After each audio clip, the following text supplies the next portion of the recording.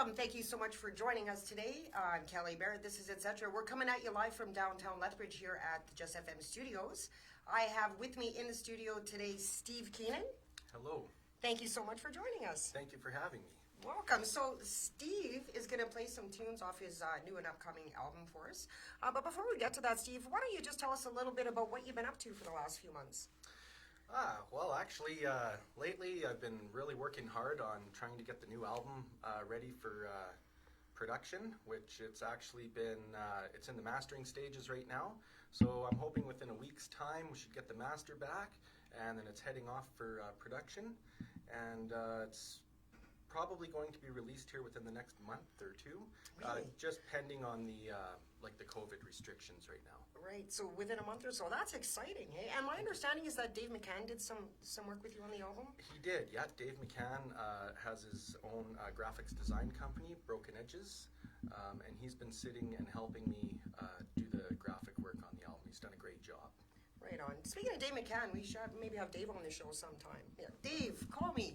Have your people call my people.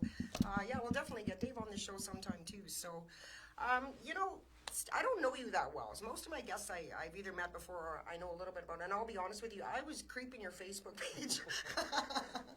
I was doing a little creeping, and this morning I decided to put together a little bit of a game to help myself and others kind of get to know a little bit about you. And it's called Who the Hell is Steve Keenan Anyway? Or really, who are you? Like I said, you're very well known in Lethbridge. But, you know, so they're just short little questions, and just so we can figure out a little bit about who you are. Okay. Okay, one question. Jimmy Page or Jimi Hendrix? Ooh, that's a tough one. I'd have to go with Jimi Hendrix. And why would you say that? He was the god of guitar. Right? Yeah, Absolutely. huge inspiration. Good answer. Okay. Timmy's or Starbucks? Timmy's, folks. Yes, and by the Steve Keenan brought me Tim Hortons this morning, and also my tech for the day. And speaking of that, Patty Hour, thank you so much for helping us out today. Awesome. Okay, Steve Vai or Stevie Ray Vaughan? Stevie Ray Vaughan. Stevie Ray Vaughan all Absolutely, the way, right? Yeah. I noticed that you're a fan of the Texas flood. I did get that from your Facebook page, so I kind of knew you were going to answer that question that way. So, okay, sexy, Jennifer Aniston or Jennifer Lawrence? Tough call. I'd have to say probably Jennifer Aniston. You're wrong. It's your wife, Cindy. That was so mean, wasn't it? That was a good one. Cindy, actually. we're going to cut him some slack on that one. He was just trying to answer the question, but yeah. So that was kind of mean on my part. Okay, these next two are really, really important because they'll probably determine the way I see you for the rest of your life. No, I'm kidding. David Bowie or David Gilmour? David Gilmour. Okay, and obviously because of the guitar? Yeah, big inspiration, songwriting and such. So he's just a huge inspiration for me. Right, awesome. That was a tough one. Hey, I'm a diehard David Bowie fan, so for me the answer is always David Bowie to everything. But I'm pretty sure most people that play guitar would have said David Gilmour for sure. Tough decision. Okay, this one is equally as important. Gord Downie or Gordon Lightfoot? Ooh. Two Canadian icons. Very tough. I'm going to have to go with Gordon Lightfoot. Right. Myself. Huge inspiration to me. It's pretty cool to see that he's still going too. Yeah, for sure. But Gord Downie absolutely for sure too. 100%. Very hard. So speaking of influences, you were mentioning that Gordon Lightfoot was an influence of yours. What were some of your other musical influences? You know, maybe in the beginning when you were getting started. When I was growing up, actually, I had my dad's record collection, so I listened to a lot of like Chuck Berry as a big influence on me. The Beatles, of course. A lot of Creedence Clearwater. Listened to a lot of older music. And then when I started getting around my teenage years, my late teenage years, for me, Kurt Cobain was a huge influence for me. Right. He was kind of I guess you could say, the John Lennon of my era growing up. And then as I've moved further in my musical journey, I've gotten into a lot of blues. So, you know, like Eric Clapton, Stevie Ray Vaughan, B.B. King, all sorts. Good stuff. Good stuff. And so what was it that made you decide to get into music? Like, were you one of these people? I've had other musical guests on the show, and most of them will say, you know, I just knew from the time I was this high, that this is what I wanted to do. Was it the same for you, Steve? Like, is it something you kind of knew that you wanted to do from a young age? Pretty much, yeah. It's something that I actually started playing the fiddle when I was 5 years old. Wow. My grandfather was a fiddle player here in town, and he was quite good and played in bands, and so I was exposed to a lot of music from a very young age, and exposed to playing with musicians from a very young age. And it was just something that I guess you could say it was a talent that I was just blessed with. It was a gift that was given, and I've just never really looked back. I've just always played, and of course I've had like my day jobs and stuff to help supplement my For income. sure, you and have stuff. to. You have to, yeah. But yeah, no, it was 5 years old for me when I first started, and I think I played my first song when I was around 6.5 or 7. So I mean, Like in front of people, you mean? Really? So my parents were very patient with me learning. So. Right, and so you would just do shows for the family, or like when you say your first show, are you talking at a family function, or? The first show we used to go to like jam sessions, and I used to be involved with a bluegrass community. So we used to go to these bluegrass jams, and I used to get up and play with the band when I was young. I did my first professional gig, my first paid gig when I was 11 years old. I opened up for a band called Robert Burton and the Strange. They were a blues band, and I'll never forget it. It was here in town at the old Carol's Cafe. Right. And back then, I'll never forget, I was paid $1 a minute for that show. That's odd. And I did a half-hour opening set with my fiddle, and I think today it's still probably one of the best paying gigs I've ever had. So I've never heard of anybody being paid by the minute before. That's kind of interesting. it was $1 a super minute. cool. At 11 years old, after that, That was the big time, I eh? could go into 7-Eleven, and I thought I was King of just the world, rich. eh? Oh, yeah. Right on. So, what have you been doing to stay busy during? And you did mention earlier that you do have you do work during the day. And so, have you been getting together with other musicians and jamming a little bit aside from putting the album together? What have you been doing just to sort of keep yourself sane? Actually, this last year's been really tough on us. We haven't played as a band in a full year. December 31st was our last show as a group together. So I've been just doing some writing, and with the COVID and all the restrictions, there hasn't been hardly anything for shows. I did do my own drive-by show in my driveway. So I just set up my PA in my driveway and just told friends if they wanted to come by and do a little drive-by. What a or great whatever. idea. Yeah, it was something a little different. And so you just had a stream of traffic, and you were just out there. That's a brilliant idea. I like that. Yeah, it was just something to keep it going, and Will there be another one of those? I would certainly like to have another one, pending on the weather here. Right, for Absolutely. sure. It was a lot of fun. You'll have to let us know. For sure, will do. We'll bring our cameras. Cool. Right on. So Steve is going to perform a couple of tunes from his new upcoming album. Is there a title for the album yet? The title of the album is called "In My Hands." Nice. And where did that come from?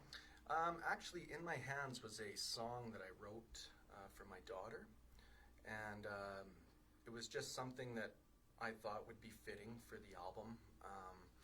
And it means, it's got different meanings. In my hands just meaning like with my guitar and what I've been able to do with that in my hands, and just the blessings that I've had starting a family and having my own daughter. The first time I held her in my hands. Oh, that's Yeah. beautiful, Steve. Thank you. And then you got that to memorial on that album forever. She's going to love that when she becomes a teenager. Yeah, how old is she? She'll be 5 at the end of the month. Right, so she's the coolest kid on the block and the only kid that has a song written for her, eh?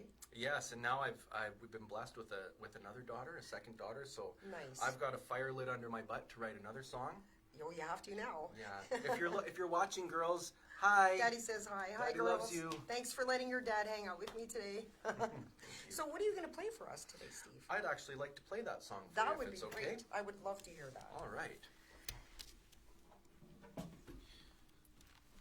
So this is called In My Hands? This is a song called "In My Hands."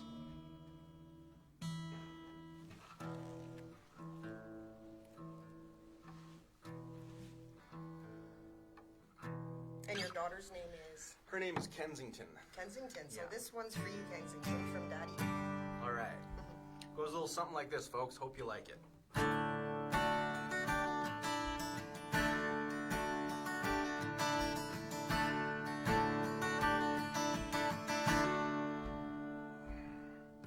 Some things you can change if you want to. Some things better left unsaid. It's like walking down a road it's never been traveled. It's like sleeping in another empty bed.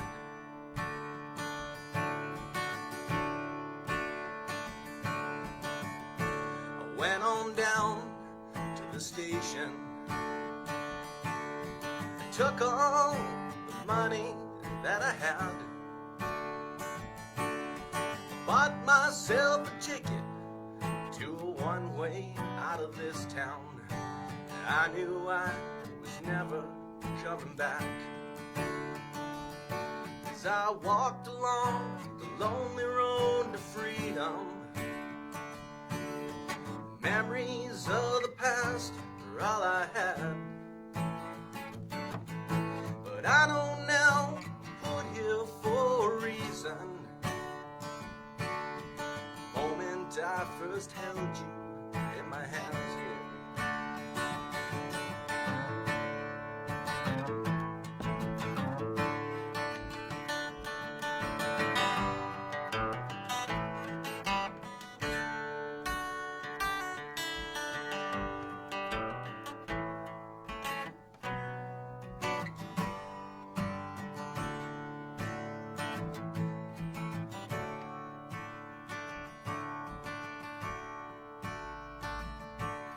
Some things you can change if you want to.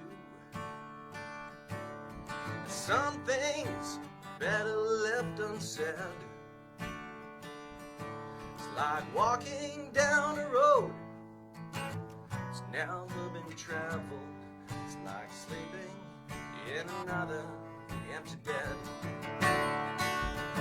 As I walked along the lonely road to freedom, memories of the past are all I had. But I know now I'm put here for a reason. The moment I first held you in my hands, yeah. 'Cause I know now I'm put here for a reason. The moment I first held you in my hands. Moment I first held you in my hands. Moment I first held you in my hands.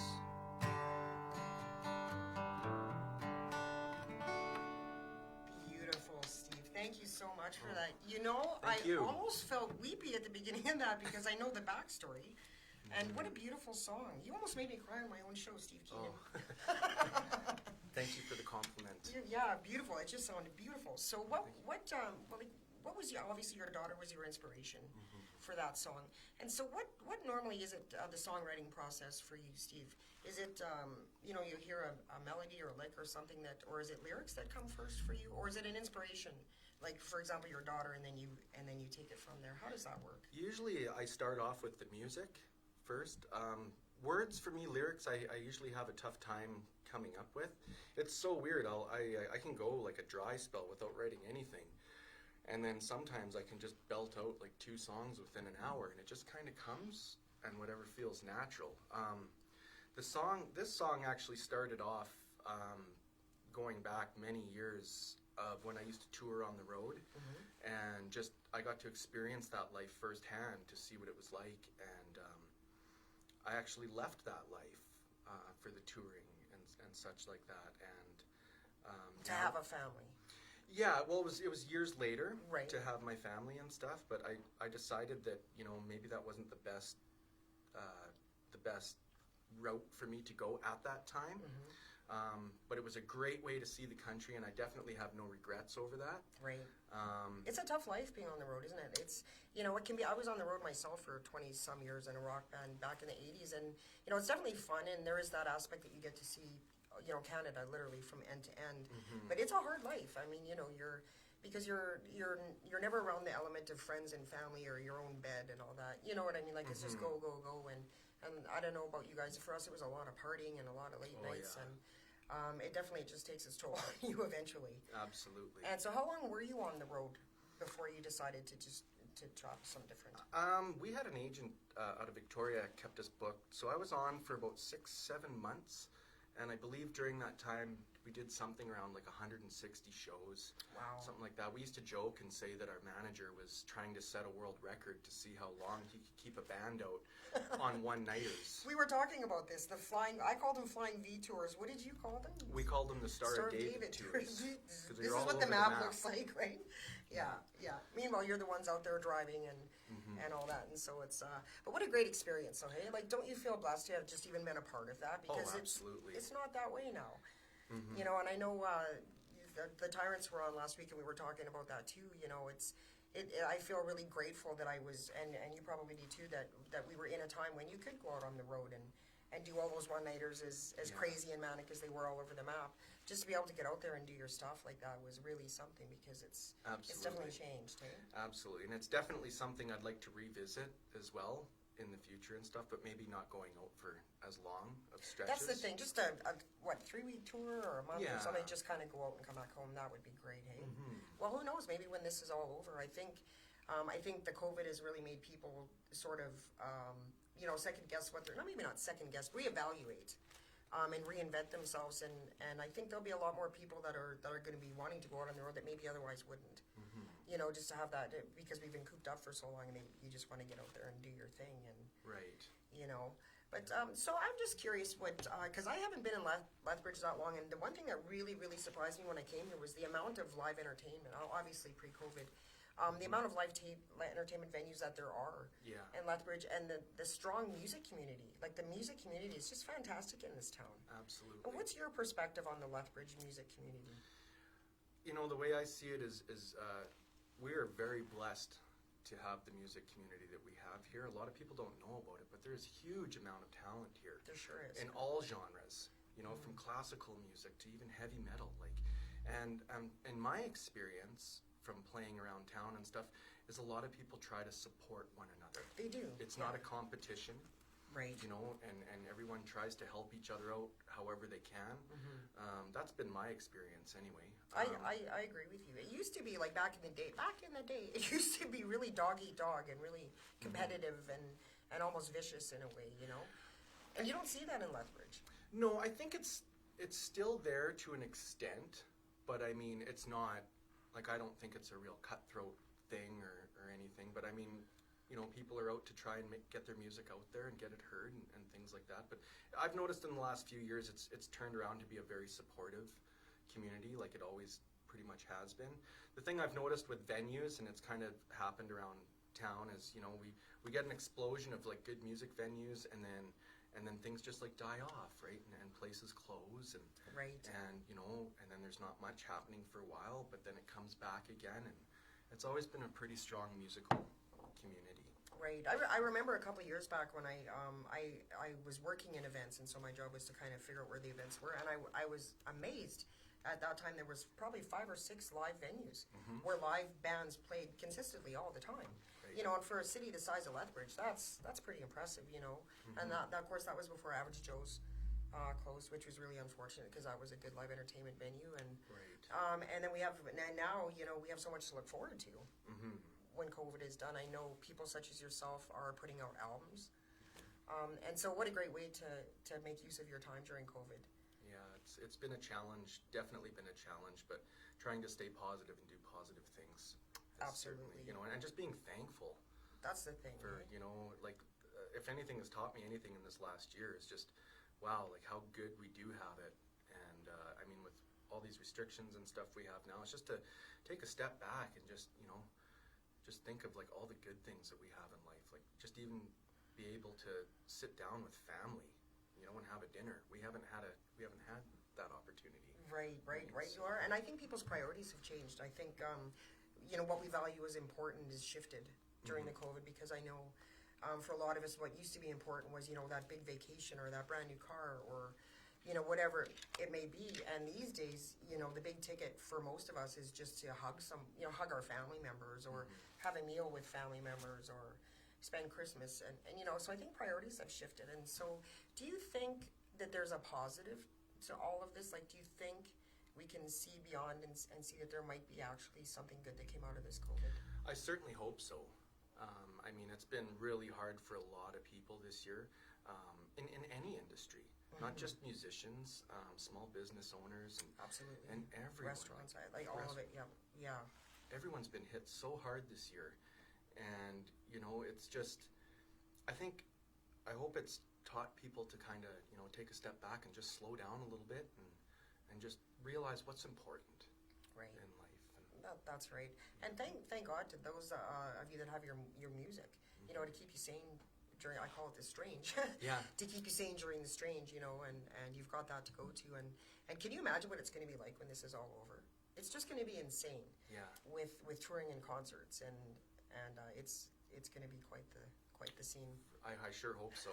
Yeah, you bet. I'm looking forward to it. Right on. So a couple of other questions I had for you, Steve. What would you consider a musical accomplishment? Something that's happened in your life that really stands out as kind of a stellar event for you? One that sticks out in my mind was a few years ago, I was given the opportunity to open up for a band called the Glorious Sons. Wow. Yeah, it was really cool. Did you say to yourself, "Wow, Steve Keenan"? Yeah, I was like, really? Like, is this me. call for real? That's you know? awesome. Yeah. So I got a chance to play the big stage with them, and just like everything about it was so cool. Like, we had they gave us our own trailer backstage. Where was this, Steven? It was at Whoop Up Days. So it was in town here at Yeah. Whoop Up Days, yeah. Yeah, a few years ago now, and it was just really cool because, I mean, we were treated like The stars that you are. Yeah, it was really cool. Like, I mean, you got to go hang out in your own trailer backstage. The Glorious Sons trailer is right beside yours, and you know, everything's all fenced off. Were you stalking their trailer? Maybe. I'm just kidding. Maybe. Actually, I had a chance to meet them as they were coming out of their trailer, going onto the stage, and I just said, "Hey, thanks so much, guys, for the opportunity." And they were the most down-to-earth guys, and that's something that I really, you know, Can appreciate it. Yeah, because at the end of the day, I mean, the majority of people, we're just people. They're just normal people. That's right. They're just people that worked really hard and had some talent and got lucky. Yeah. Basically, right? Yeah, and I mean, to be able to get that opportunity to open up for them and just to share the same stage with them was really cool for me. And it was really neat because I think it was about 6 months later, here they are, they're off opening up for the Rolling Stones, you know, Can over you imagine, in Germany and stuff. So to me, that was one of the just that connection, highlights. hey? Like just that connection for sure. Yeah. And so, were you a fan before? I was actually, yeah. And so, how does that happen? Who calls you? It was her name was Jackie. Her name's Jackie French, and at the time she was doing all the event coordinating and stuff for the Whoop Up Days. Right. And she just phoned me out of the blue one day and said, "Hey, Steve, would you be interested in opening up for the Glorious Sons?" Well, let me check my calendar. I just about dropped the phone actually, as I was like, "Wow, are you serious?" And yeah, that's just how it came about. And so we, I think it was about a month's notice or something like that. So we really got to work hard and you know, and just make sure everything was, you know, as good as we could get it. And yeah, that's what we did. Good for you. What a great experience, hey? Yeah, it was awesome. Definitely something to remember. And for people that are watching that don't know, because like I said, most people watching do know who you are in your band. Do you want to just tell us the lineup in your band, the Steve Keenan Band? Sure. So there's myself on guitar and vocals, and then we also have Dave Popovich. He's on bass, plays bass guitar. Darwin Romanchuk, he plays drums for us, and Gary Drayton, he plays keyboards for us. So you got the four of us, and that's how it goes. I've actually played with Dave and Darwin for quite a few years. Right. And we just actually added another addition to the band, Gary, a couple of years ago, and it's been a great addition. It's taken us in a different direction musically. For sure, you get the keys added in there, and then it opens up a lot of doors for just a different style and for sure, yeah, it's pretty cool. Right on. And so, you are going to play another song for us, you betcha. which we would love. And do you want to go ahead and set this one up, Steve? I'd love to. Okay, this next song is a tune that I wrote. It's called Country Buzz, and it's actually going to be the first song on the album. Is there heavy country influence, or just the song? I would say, yeah, I do have a country influence. I really do like a lot of blues and southern rock myself. This one's got a bit more of a country flavor to it, I guess you could say. Okay. It's more kind of like an outlaw country, I guess. But I guess you guys can make up your mind and see what you think. Little Country Buzz.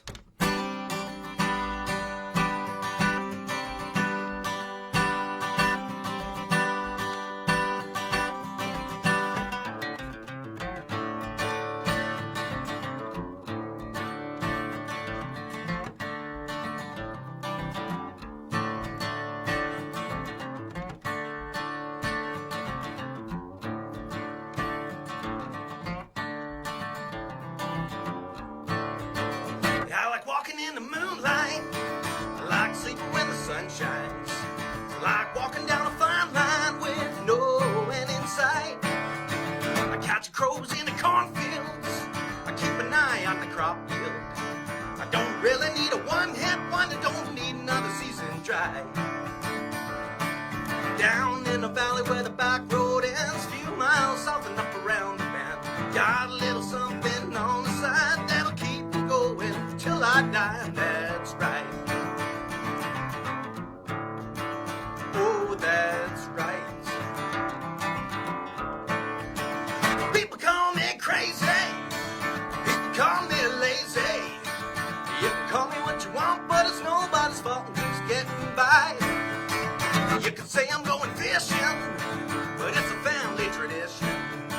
I don't really have an answer to tell you, so don't bother asking why. Down in the valley where the back road ends, few miles south and up around the bend, got a little something on the side that'll keep me going till I die, that's right. Oh, that's right. Look out!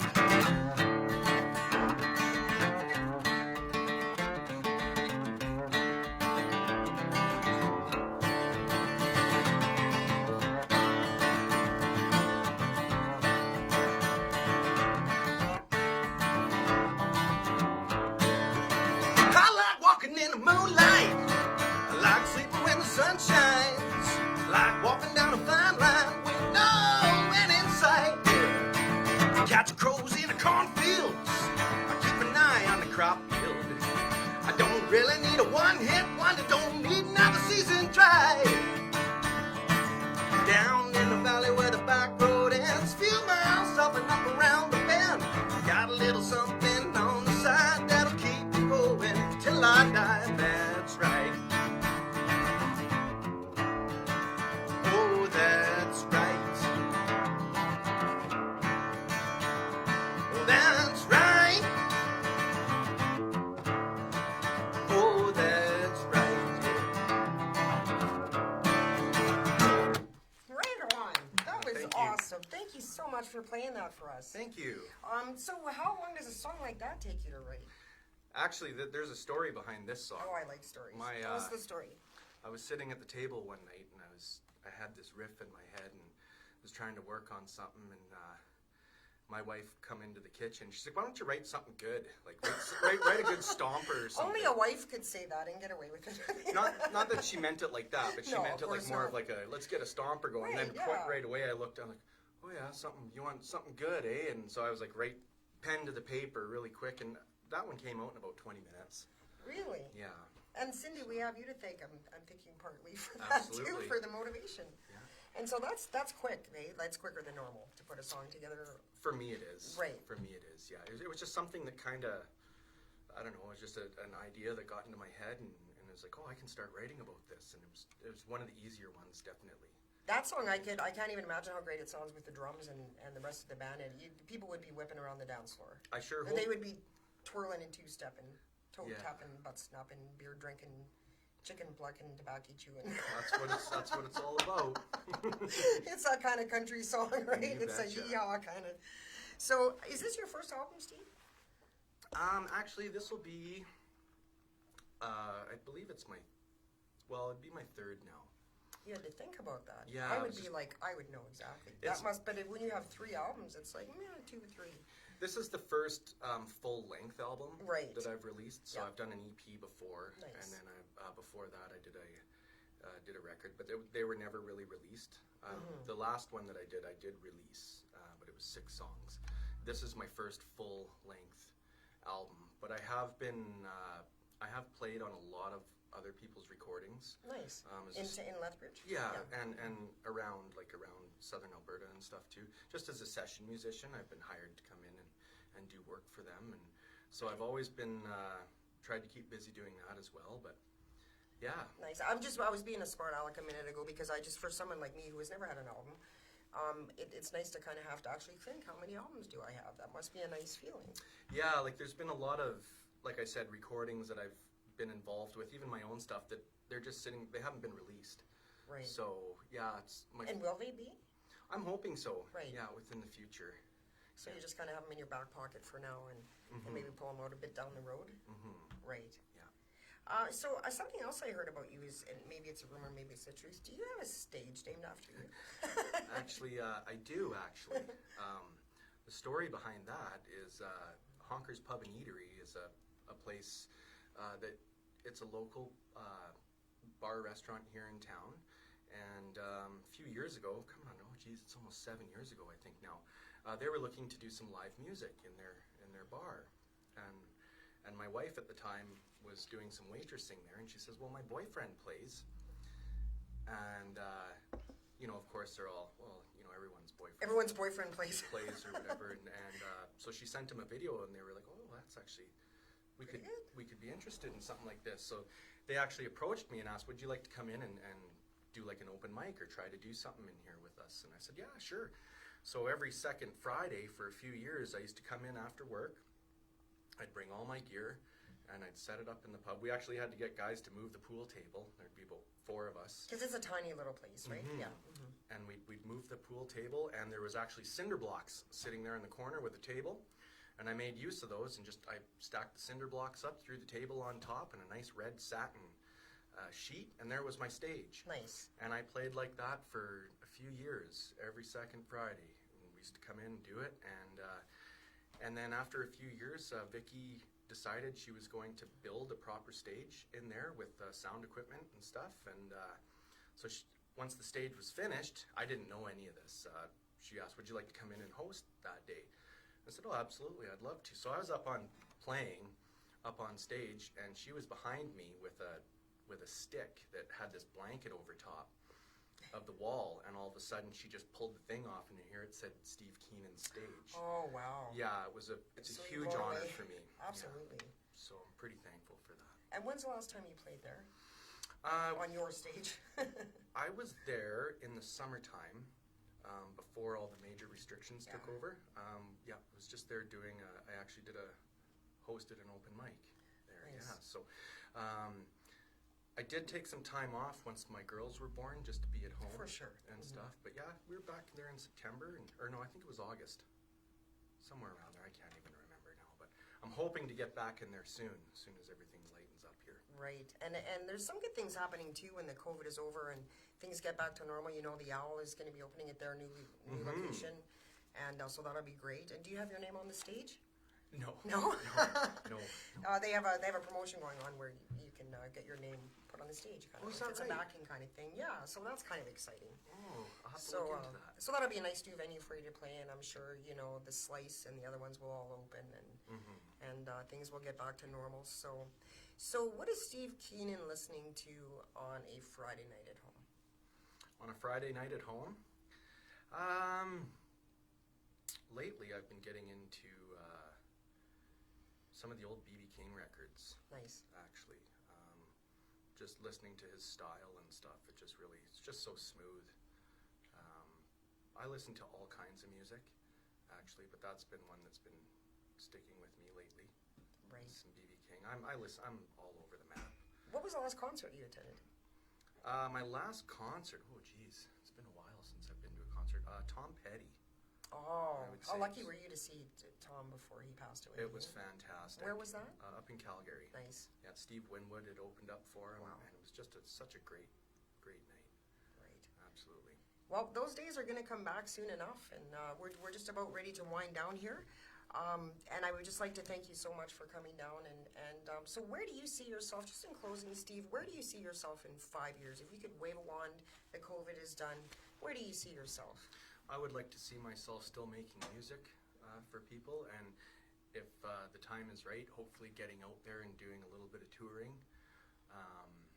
and just trying to do my best, keep making music and being there for my kids and my wife, and just trying to keep going. Right. Yeah. Just keep on doing what you're doing right now, basically. Keep on going, yeah. And probably with a whole new perspective on it as well, hey? For sure. Right on. Yeah. Well, I can't thank you enough for coming down, Stephen, and we look forward to your new album coming out, and the name of the album is? In My Hands. And where can people look for that?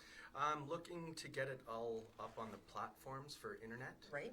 Right now. I will have some hard copies made, but I'm not actually releasing those just yet until we have a venue that's ready to go. So just keep an eye out on the Facebook, on my Facebook page. I do have my own website, stevekeenanband.com, and I'll be getting that updated here shortly. Check it out, folks. Thank you so much, Steve, for coming on. Really appreciate it. And thank you for playing the songs for us. They're beautiful. Thank you. Thanks for having me. You bet. Thank you so much for tuning in, everybody. I'm Kelly Barrett. This is Etcetera. Have a great week and stay safe and sane. Take care.